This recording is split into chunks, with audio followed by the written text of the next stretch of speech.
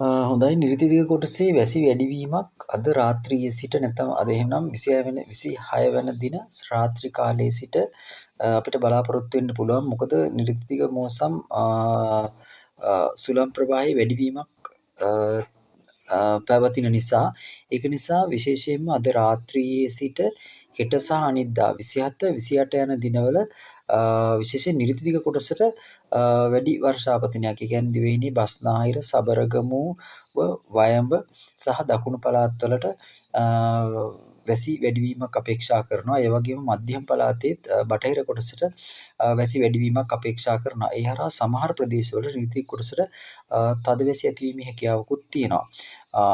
හෙට සහ අනිද්දා ඒ කියන්නේ 27 28 යන දිනවල දිවයිනේ බොහෝ පළාත්වලට අපර භාගය කියන්නේ 12න් පසු සවස් කාලය තුලදී වැසි ඇතිවීමේ හැකියාවක් තියෙනවා.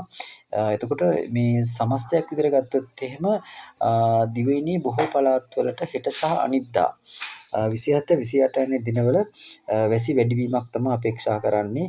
එතකොට මේ తত্ত্বය මත විශේෂයෙන්ම නිරිතික කොටසේ කියන්නේ බස්නාහිර සබරගමු දකුණු වගේ පළාත්වල සහ සබරගමු පළාතේ සහ මධ්‍යම පළාතේ මේ ගැන සැලකිල්ලක් දක්වන්න ඕන. මොකද යම් යම් ආපදා තත්ත්වයන් සුළු වශයෙන් ඇතිවීමේ හැකියාවක් පවතිනවා මේ වැසි තත්ත්වයේ වැඩිවීමක් එක්ක. එතකොට මේක මේ දින දෙක 27 28 29 දිනෙත් පවතින හැකියාවක් තියෙනවා.